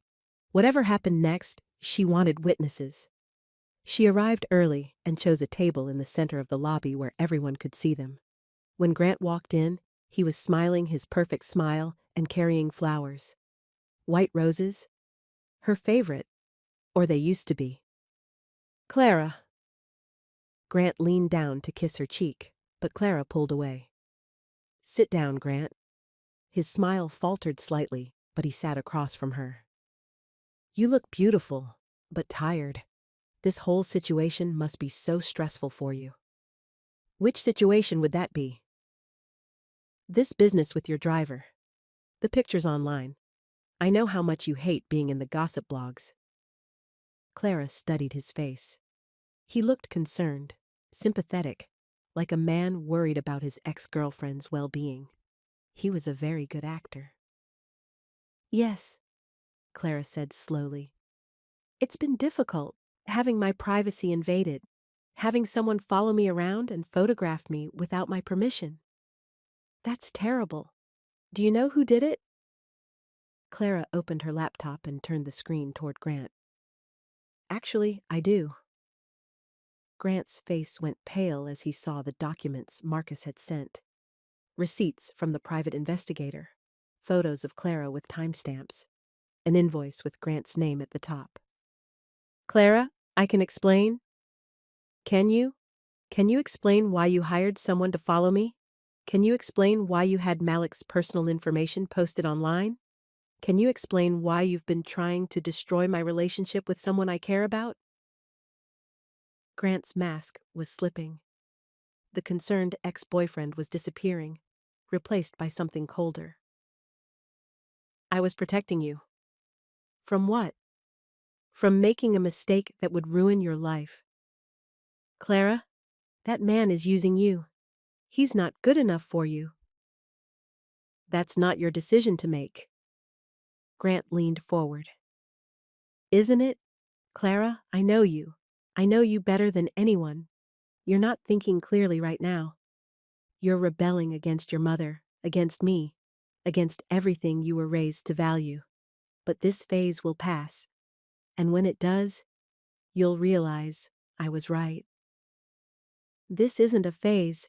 Grant. This is my life. Your life with a driver? Clara, be serious. What kind of future could you possibly have with someone like that? Someone like what? Grant's voice got harder. Someone who will never fit into your world. Someone who will always be looking for your money. Someone who will embarrass you at every important event for the rest of your life. Clara felt her rage building. You mean someone black? I mean someone inappropriate. Clara, I'm not racist. I just know what works and what doesn't, and this doesn't work. Clara closed her laptop and stood up. You're right, Grant. This doesn't work. You and me, it never worked, and I'm done pretending it did. Clara, sit down. People are staring. Let them stare. I want them to hear this. Clara's voice got louder. I want them to hear that Grant Hale is a manipulative, controlling man who hired a private investigator to stalk his ex-girlfriend because he can't accept that she doesn't want him anymore. Grant stood up quickly. You're being hysterical. No, I'm being honest. For the first time in our entire relationship, I'm being completely honest. Other people in the lobby had stopped their conversations to watch. Clara could see phones coming out, probably recording. Good. If you ever contact me again, Clara continued, if you ever hire someone to follow me again, if you ever try to interfere in my life in any way, I will make sure everyone in this city knows exactly what kind of man you really are. Grant's face was red now. You can't threaten me, Clara. You need me. Without me, without your mother's approval, you'll have nothing. I'd rather have nothing than have you. Clara walked away, leaving Grant standing alone in the lobby with his white roses and his exposed lies. As she reached the elevator, her phone buzzed with a text. From Malik. I saw the news. Are you okay? Clara smiled as she typed back. I'm better than okay. I'm free. That evening, Clara did something she'd never done before. She posted on her own social media accounts, not a carefully crafted statement written by a publicist. Just her own words, in her own voice. My name is Clara Whitmore, and I'm tired of other people telling my story. Yes, I went on a date with Malik Carter. Yes, I care about him. And no, I'm not ashamed of either of those things. The pictures you've seen were taken by a private investigator, hired by my ex-fiancé without my knowledge or consent. Malik is a good man who deserves better than to be harassed for the crime of having dinner with me. To everyone who's been posting cruel comments about him, you don't know him, you don't know me, and you don't know our story. But you will, because I'm going to tell it. She posted it and turned off her phone. Within an hour, Nina was knocking on her door. Clara, what did you do? What I should have done yesterday. Your mother has called me 6 times. She's furious. She'll get over it. The gossip? Blogs are going crazy. They're calling it the Whitmore Declaration. Clara laughed. Good. Let them call it whatever they want. Nina sat down on Clara's couch. What happens now? Now I call Malik. What if he doesn't answer? Then I keep calling until he does. Clara picked up her phone and dialed Malik's number. It rang 4 times, then went to voicemail. She tried again. Voicemail. On the 3rd try, he answered. Clara, did you see my post? Yeah, I saw it. And? Malik was quiet for a long moment. And I think you're brave, and I think you're crazy, and I think you just made this a lot more complicated for both of us. Good, I like complicated. Clara? Malik, I know you're scared. I'm scared too. But I'm not giving up on this. I'm not giving up on us. Even if it gets worse, even if the gossip gets meaner, even if your family cuts you off, even if all of that. Another long pause. I'm at my sister's place, Malik said finally. She wants to meet you. Clara's heart jumped. Really? She says any woman who's willing to fight the internet for her brother is worth meeting? When? Now, if you want. But Clara, this is serious. If you meet Tanya, if you come to my family, that means something. It means you're in this for real. I am in this for real. Even when it's hard? Especially when it's hard. Malik gave her the address. Come over, let's see what real looks like. Clara grabbed her keys and headed for the door. Nina called after her. Clara, where are you going? To meet my boyfriend's sister. What should I tell your mother when she calls? Clara smiled. Tell her I'm busy living my life. Tanya Carter lived in a cozy townhouse 20 minutes from Malik's apartment. Clara parked outside and took a deep breath before walking to the front door. Through the window, she could see warm light and people moving around inside. This was it. The moment that would decide everything. Clara knocked softly. The door opened, and she found herself face to face with a woman who looked like a female version of Malik. Same kind eyes, same strong jaw, same way of looking at people like she could see right through them. You must be Clara, Tanya said. I'm Tanya. Come in. The inside of the house was nothing like Clara's penthouse or her mother's mansion. It was small and lived in and full of personality. Medical textbooks stacked on the coffee table, photos of family and friends covering every surface, a quilt thrown over the back of the couch that looked like someone's grandmother had made it with love. It felt like home. Malik stood up from the couch when Clara walked in. He looked nervous, which made Clara feel better about her own nerves. Hi, he said. Hi. They stood there for a moment, not sure how to act around each other with his sister watching. Sit down, both of you, Tanya said. You're making me nervous just standing there. Clara sat on the couch next to Malik, careful to leave space between them. Tanya sat across from them in an armchair. So, Tanya said, looking directly at Clara. You're the woman who's got my brother all twisted up. Tanya, Malik warned. What? I'm just making conversation. Tanya smiled, but her eyes stayed serious. Clara, I saw your post online. That took guts. I was tired of other people controlling the story. I bet, but you know that post is going to follow you around for a while, right? Rich white girl defends her black boyfriend? That's going to be news for weeks. Clara nodded. I know. And you're okay with that? Clara looked at Malik, then back at Tanya. I'm okay with telling the truth.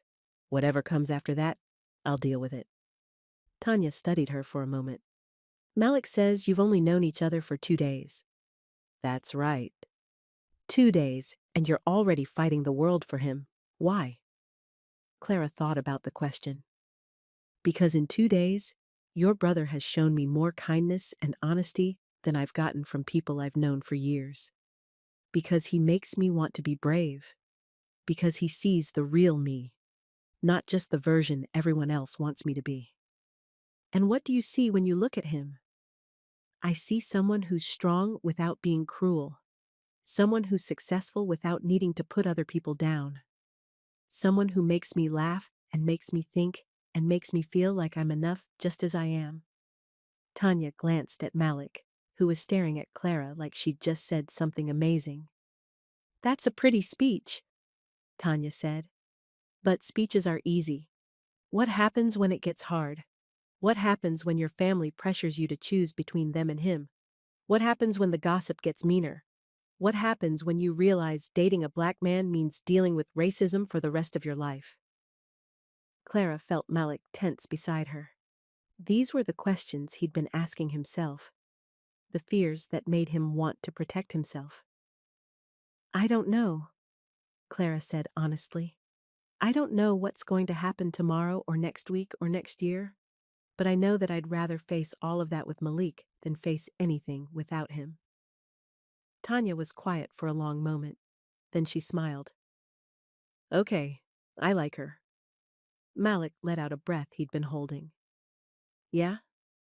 Yeah, she's got backbone, and she's not lying to herself about what she's getting into. Tanya looked at Clara again. But I need you to understand something. Malik is the best man I know. He's been taking care of people his whole life. Taking care of me, taking care of our mom before she died, taking care of everyone who needs him. But nobody's ever taken care of him. Clara felt her throat tighten. I want to take care of him. Good, because if you hurt him, I will come for you. I don't care how much money you have or who your family is. I will make your life very unpleasant." "Tanya," Malik said, but he was smiling now. "I'm serious. Clara seems nice, but rich people have a way of forgetting about regular people when things get inconvenient." Clara looked Tanya in the eye. "I won't forget about him. I promise." "Promises are easy to make." "Then let me prove it." They spent the next 2 hours talking. Tanya told stories about Malik as a kid, how he'd worked 3 jobs to help pay for her college, how he'd driven her to every medical school interview even when it meant missing work, how he'd never once made her feel like a burden, even when money was tight. Clara told them about her father's death, about the loneliness of being rich, about the pressure to be perfect all the time. She talked about things she'd never told anyone, not even Nina. And slowly, the space between Clara and Malik on the couch got smaller. "I should probably go," Clara said finally. "It's getting late." "I'll walk you to your car," Malik said. Outside, the night air was cool and full of stars. Clara and Malik stood by her car, not ready to say goodbye. "Your sister is amazing," Clara said. "She likes you. That's not easy to earn. I was terrified she'd hate me." "Why?" Clara shrugged. "Because I'm everything wrong with the world you grew up in. Rich, spoiled, privileged." Malik turned to face her. "You're also kind, and brave, and willing to fight for what you believe in. That matters more than money." Clara felt tears prick her eyes. "Does it really? Because the last 2 days, it feels like the money is all anyone can see. The people who matter see more than that. Do you see more than that?" Malik reached out and touched her face gently. "Clara, I see everything. I see the woman who tips baristas $20. I see the woman who says thank you to everyone, even when they're judging her. I see the woman who stood up to her mother and her ex-boyfriend and the entire internet because she thought it was right. I see the woman who drove across the city to meet my sister, even though she was scared." Clara leaned into his touch. "I was so afraid I'd lost you." "You almost did, not because I stopped caring about you, but because I was afraid you'd stop caring about me when things got hard. And now? Now I think maybe you're brave enough for both of us." Clara stood on her tiptoes and kissed him, soft and sweet and full of promise. "I am," she whispered. "I'm brave enough for whatever comes next." The next morning, Clara woke up to a different kind of phone call. "Clara?" It was her mother, but Evelyn's voice sounded strange, tired, uncertain. "Hi, Mother. I saw your post yesterday, and the news about Grant." Clara sat up in bed. "And? And I owe you an apology." Clara nearly dropped the phone. In 27 years, she'd never heard her mother apologize for anything. "You do?" "I called Grant yesterday after I saw the news. I wanted to hear his side of the story." "What did he say?" "He said you were being emotional. He said you'd thank him later for protecting you from making a mistake." Clara's jaw tightened. "And?" "And I realized that's exactly what I've been saying to you for months. That I knew better than you did what was good for your life." Evelyn was quiet for a moment. "Your father never liked Grant," she continued. "Did you know that?" "No, Dad never said anything. He said Grant was too concerned with appearances, too focused on what people would think. He said Grant didn't see you, he saw what you represented." Clara felt tears start. "Why didn't you tell me that before?" "Because I thought your father was being naive. I thought appearances mattered more than feelings. I thought I was protecting you from making a mistake." "And now?" "Now, I think maybe your father was right. Maybe I've been so worried about what people would think that I forgot to care about what would make you happy." Clara couldn't speak for a moment. Mother? Yes? I love him. I love Malik. I know you do. I can hear it in your voice. Does that matter to you? Evelyn sighed. It should matter to me. It should be the only thing that matters, and I'm going to try to make it that way. What does that mean? It means I'd like to meet him properly, not as your driver, as the man my daughter cares about. Clara felt her heart soar. Really? Really? But Clara. Yeah? I'm not going to be perfect at this. I'm going to say the wrong things sometimes. I'm going to worry about what people think. I'm going to need time to change. That's okay, Mother. I needed time too. Bring him to dinner on Sunday. Nothing formal, just dinner. After her mother hung up, Clara sat in bed staring at her phone. Everything was changing so fast it made her dizzy, but it was changing in the right direction. Clara spent the rest of the morning dealing with the aftermath of her post. Reporters calling, friends texting, the gossip blogs writing follow-up stories. But she also got messages of support from people she'd never met who said her honesty had inspired them. From friends who said they were proud of her for standing up for herself. From strangers who shared their own stories of love that crossed boundaries. At noon, Nina arrived with lunch and updates. The private investigator story is everywhere, Nina said. Grant's reputation is basically ruined. Good. His law firm put out a statement saying they're reviewing his conduct. That's corporate speak for, we're probably going to fire him. Clara felt a tiny bit of guilt, then pushed it away. Grant had made his choices. Now he got to live with them. What about the harassment of Malik? Has that died down? Some. Your post helped. People are starting to see this as a love story instead of a scandal. Clara smiled. Because that's what it is. Speaking of which, Nina said with a grin, someone wants to see you. Who? The answer came from Clara's front door. A knock followed by Malik's voice calling her name. Clara ran to open it. Malik stood in the hallway, holding a small bouquet of flowers. Not expensive roses like Grant brought. Simple daisies from a grocery store. They were perfect. Hi, Clara said. Hi, these are for you. Clara took the flowers and kissed him quickly. Come in, Nina's here with lunch.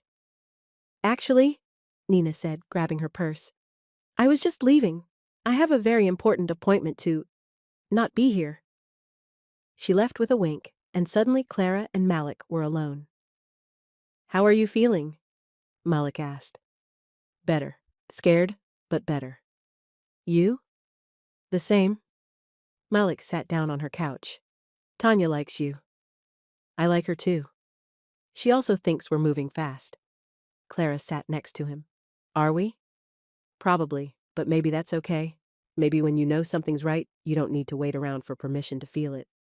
Clara curled up against his side. My mother wants to meet you, properly this time. How do you feel about that? Terrified, but also hopeful. When? Sunday dinner, if you're brave enough. Malik laughed. After everything we've been through, you think I'm scared of dinner with your mother? You should be. She's scarier than the internet. But she raised you, so she can't be all bad. Clara looked up at him. You really want to do this? All of it? The family dinners and the gossip and the stares when we go out together? Clara, I want to do everything with you. The good stuff and the hard stuff and the boring stuff and the scary stuff. Even when people say terrible things about us? Especially then, because the people who love us will defend us and the people who don't matter anyway. Clara felt her heart fill up with something warm and bright and unbreakable. I love you, she said. The words came out before she could stop them. She'd been thinking them all day, but she hadn't planned to say them. Not yet. Malik's face lit up like sunrise. I love you too, he said. I've been wanting to say that since yesterday, but I was afraid it was too soon. It is too soon. I don't care. Me neither. They kissed, and this time it wasn't soft or uncertain. It was full of certainty and promise, and the kind of love that could weather any storm. Sunday dinner at Evelyn Whitmore's house was exactly as awkward as Clara had expected, but it was also something else. Real. Malik wore a suit, but not the kind of expensive suit Grant would have worn. A good suit that fit him well and made him look handsome and confident. Evelyn wore her usual armor of perfect clothes and perfect manners, but Clara could see the effort she was making. The way she asked Malik real questions about his work. The way she listened to his answers. The way she didn't flinch when he talked about growing up without much money. Tell me about your business, Evelyn said over the main course. I'm an independent driver, Malik said. I work with a few different companies, but I'm building my own client base too. That must take a lot of initiative. It does, but I like being my own boss. I like setting my own standards. Evelyn nodded. Your own standards. That's important. Clara could see her mother processing this. The idea that someone could be successful without inheriting it or marrying into it. Clara says you're very close with your sister, Evelyn continued. Tanya's going to be a doctor. She's the smartest person I know. That must make you proud. Every day. As the evening went on, Clara watched her mother's walls come down brick by brick. Not all the way. That would take time. But enough to see the person underneath. After dinner, Evelyn walked them to the door. Malik, she said, thank you for making my daughter happy. Thank you for raising a daughter worth loving. Evelyn's eyes got a little watery. Drive safely, both of you. As they walked to the car, Clara felt like she was floating. That went better than I expected, she said. Your mother's not what I expected either. What did you expect? Someone colder. Someone who couldn't change. But I think she's trying. Clara squeezed his hand. She is. We all are. 2 weeks later, the gossip had mostly died down. There were still comments here and there. Still people who had opinions about Clara and Malik's relationship. But the internet had moved on to other scandals. Clara and Malik had settled into a rhythm. Dinner twice a week. Texts throughout the day. Long phone calls at night when they couldn't see each other. Real relationship things. But tonight was special. Tonight was the Harrison Whitmore Memorial Gala. The charity event Clara had been dreading for months. The same event where she was supposed to appear perfect and poised and alone. Instead, she was bringing Malik. You sure about this? Malik asked as they got ready in Clara's apartment. It's not too late to change your mind. Are you trying to get out of wearing a tuxedo? Maybe a little. Clara laughed. You look incredible in that tux. And yes, I'm sure. The gala was being held at the Museum of Natural History. When Clara and Malik arrived, photographers were waiting outside. Clara felt Malik tense beside her. Just smile, she whispered. And remember that I love you. They walked into the museum hand in hand. Clara could feel people staring, but for the first time in her life, she didn't care. Clara! Nina appeared at their side immediately. You look beautiful, both of you. Thanks. How's the turnout? Good. Great, actually. People are curious. Clara looked around the room. It was full of the same people who came to every charity event in the city. Rich people in expensive clothes, eating fancy food, and writing checks to make themselves feel better. But tonight felt different. Clara. A familiar voice made her turn around. It was Jennifer Morrison, the woman Elena the tailor had mentioned. The one who'd gotten engaged to the lawyer. Jennifer, hi. I just wanted to say, I saw what you posted online about standing up for yourself. It was inspiring. Clara was surprised. Thank you. I broke up with my fiancé last week, Jennifer continued. Turns out he was more interested in my trust fund than in me. Your post made me realize I deserve better than someone who sees me as a prize instead of a person. Clara felt Malik squeeze her hand. You do deserve better, Clara said. We all do. Jennifer smiled and walked away, leaving Clara feeling like maybe her public mess had done some good after all. The evening passed in a blur of conversations and introductions. Some people were openly curious about Malik. Others were politely distant. A few were genuinely warm and welcoming. But Clara didn't care about any of that. She cared about the way Malik fit into her world without trying to change himself. The way he talked to everyone with the same respect, whether they were billionaires or waiters. The way he made her laugh during the boring speeches and held her hand during the moments when the attention felt overwhelming. During the auction portion of the evening, Clara stood up to make the speech she'd been dreading for months. The speech about her father's legacy and the importance of the foundation. But when she got to the podium, she found herself saying something different. My father, Harrison Whitmore, believed that character was more important than reputation, she began. He believed that how you treated people when nobody was watching mattered more than how you looked when everybody was. Clara looked out at the audience.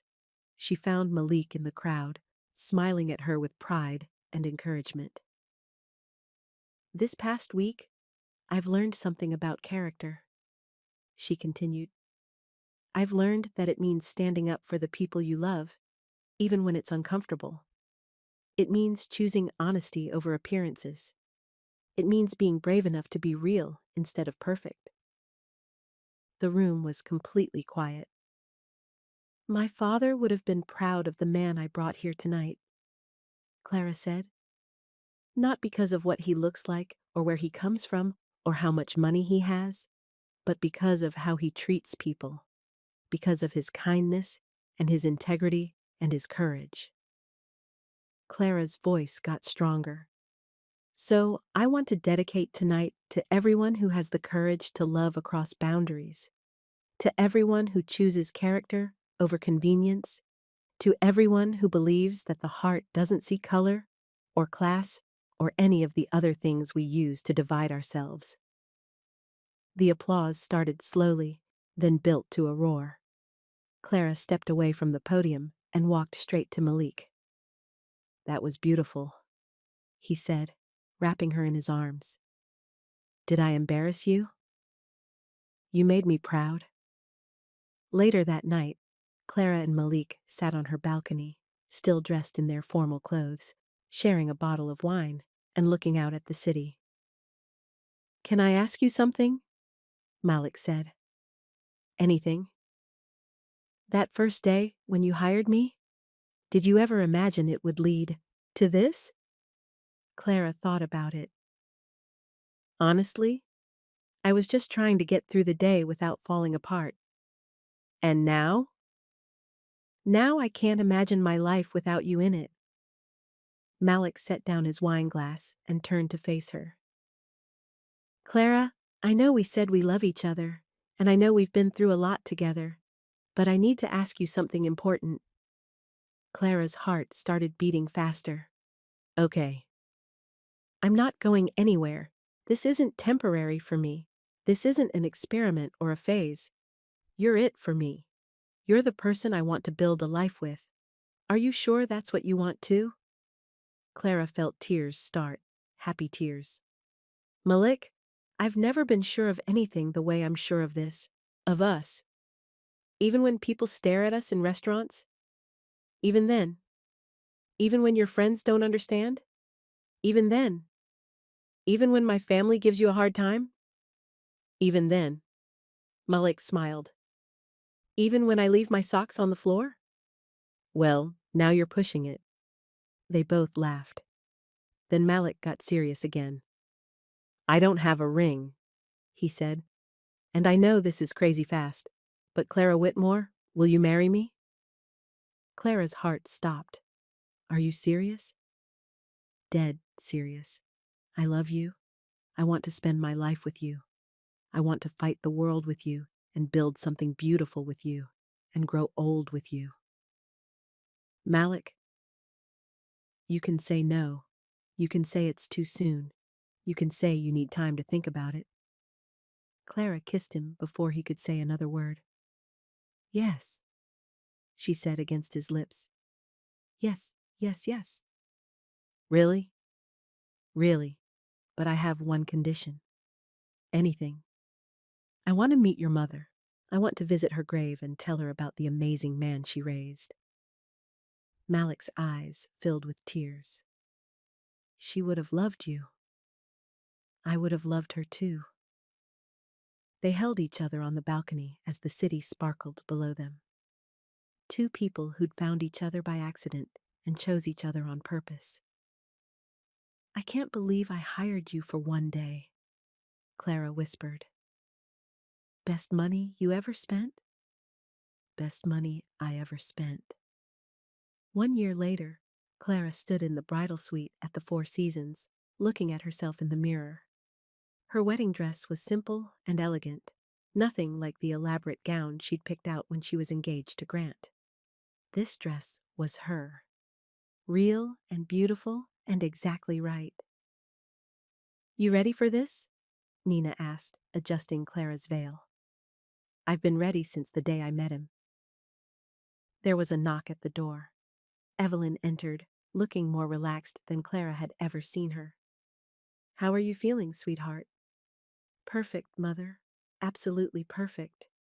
Evelyn hugged her carefully, mindful of the dress. Your father would be so proud. I hope so. I know so.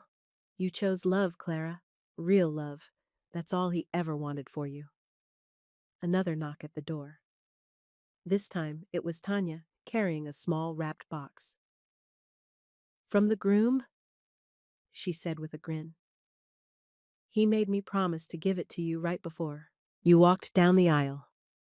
Clara opened the box. Inside was a simple necklace with a small pendant.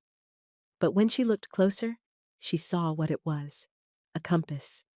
The note inside read, Thank you for helping me find my way home. I love you. M. Clara laughed through her tears. He's perfect. He better be, Tanya said, or I'll have to hurt him. You two are going to be the death of me, Clara said, hugging Malik's sister. That's what families are for. Family. Clara liked the sound of that. The ceremony was held in a small church across town from where Clara grew up. Nothing fancy or elaborate, just their friends and family and the people who mattered. As Clara walked down the aisle, she saw Malik waiting for her at the altar. He was crying and smiling at the same time, and he looked like the most beautiful thing she'd ever seen. She also saw Reggie in the second row, wearing his best suit and grinning like he'd won the lottery. She saw her mother sitting next to Tanya, the two of them talking quietly like old friends. She saw Nina with happy tears streaming down her face. But mostly, she saw Malik, her best friend, her partner, her future.